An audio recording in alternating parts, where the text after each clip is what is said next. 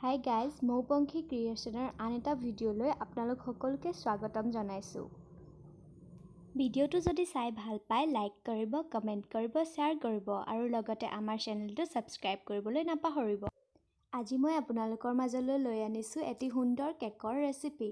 আজি মই দুপৰীয়া চাহৰ লগত খাবৰ বাবে এটা কেক বনাইছিলোঁ আৰু লগতে ভাবিলোঁ আপোনালোককো দেখাওঁ মইনো কেকটো কেনেদৰে বনালোঁ। আৰু দেৰি নকৰোঁ, আহকচোন ভিডিঅ'টো ষ্টাৰ্ট কৰোঁ। ভিডিঅ'টো কিন্তু আপোনালোকে শেষৰলৈকে চাই থাকিব। কেকটো বনাবলৈ আমাক প্ৰয়োজন হ'ব 1 কাপ ময়দা, 1 কাপ ৰিফাইন তেল, 1 কাপ গুড়ি কৰি লোৱা চেনি। মই গুড়ি কৰি লোৱা চেনি 1 কাপ লৈছোঁ। আপোনালোকে যদি মিঠা কম খাব ইচ্ছা কৰে তেতিয়াহ'লে কমকৈ দিব। কণী 3টা লৈছোঁ। এটা সৰু সৰুকৈ কাটি লোৱা ডাব নাৰিকল লৈছোঁ। এচামুচ বেকিং পাউডাৰ আৰু অকণমান খোৱা ছ'ডা লৈছোঁ।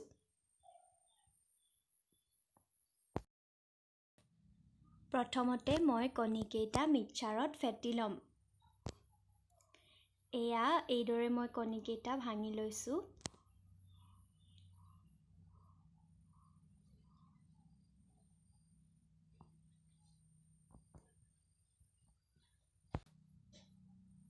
কণীকেইটা ফেটি লোৱাৰ পাছত ইয়াত মই চেনিখিনি এইদৰে সংযোগ কৰি দিছোঁ আৰু এইখিনি এতিয়া 20 ছেকেণ্ডকৈ 3বাৰ ভালদৰে ফেটি ল'ম। এয়া দেখিছে আমাৰ মিশ্ৰণটো ভালদৰে ফেটা হৈ গ'ল। এইবাৰ ইয়াত ৰিফাইন তেলখিনি দি ভালদৰে আকৌ এবাৰ ফেটি ল'ম।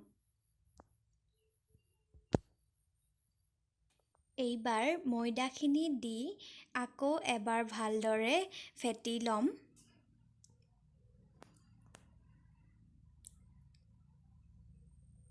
এয়া দেখিছে আমাৰ ফেটা হৈ গ'ল, কিন্তু ইয়াত অলপ সৰু সৰু লাম্পছ থাকি গৈছে, সেইকাৰণে আকৌ এবাৰ ভালদৰে ফেটিব লাগিব।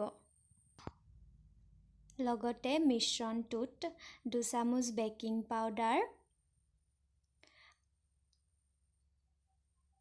আৰু অকণমান খোৱা ছ'ডা এড কৰি দিছোঁ।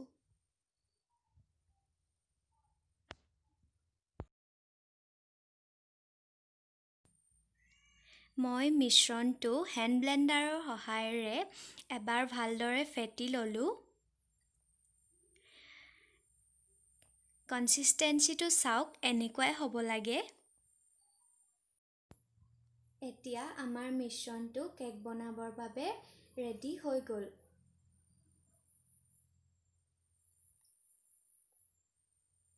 মই কেক বনাবৰ বাবে এই বাতিটো ব্যৱহাৰ কৰিছোঁ আৰু তাত এখন বগা কাগজ পাৰি লৈছোঁ আৰু কাগজখনত এইদৰে অলপ তেল ভালদৰে চাৰিওফালে সানি লৈছোঁ, যাতে কেকটো লাগি নধৰে আৰু উলিয়াবলৈ সহজ হয়। মই যিহেতু প্ৰেছাৰ কুকাৰত কেকটো বনাম, সেইকাৰণে মই প্ৰেছাৰ কুকাৰটো ইতিমধ্যে গেছত ৰাখি থৈছোঁ। এতিয়া মই এই বাতিটোত মিশ্ৰণখিনি দি দিম। আপোনালোকে মিশ্ৰণখিনি মিডল পইণ্টত পৰাকৈ দিব, যাতে চাৰিওফাললৈ বিয়পি পৰে। এতিয়া মই কাটি লোৱা ডাব নাৰিকলখিনি এইদৰে ইয়াত দি দিছোঁ। আপোনালোকে ইচ্ছা কৰিলে ইয়াত খিচমিচ, কাজু বা চেৰিও ব্যৱহাৰ কৰিব পাৰে। মোৰ ওচৰত বৰ্তমান সেই বস্তুখিনি নাই, সেইকাৰণে মই ডাব নাৰিকলেই ব্যৱহাৰ কৰিছোঁ।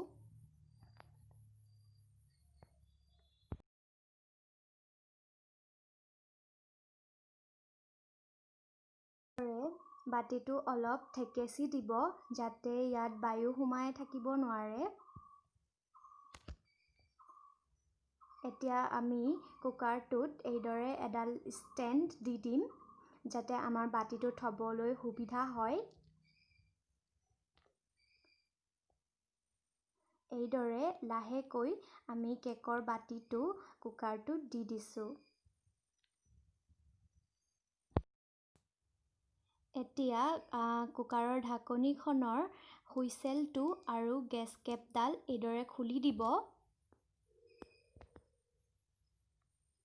আৰু ভালদৰে ঢাকনিখন মাৰি 40 মিনিট সময় লো ফ্লেমত এই কেকটো ভালদৰে সিজিবলৈ থৈ দিব। এয়া চাওক আমাৰ কেকটো পৰিৱেশনৰ বাবে ৰেডি হৈ গ'ল। আৰু কেকটো খাবলৈও খুব সুস্বাদু হৈছিল। আপোনালোকেও ট্ৰাই কৰিবচোন এই ৰেচিপিটো আৰু ট্ৰাই কৰিলে কমেণ্টত জনাব আৰু লগতে ভিডিঅ'টো যদি চাই ভাল পালে লাইক কৰিব আৰু কমেণ্ট কৰিবলৈ নাপাহৰিব। ধন্যবাদ।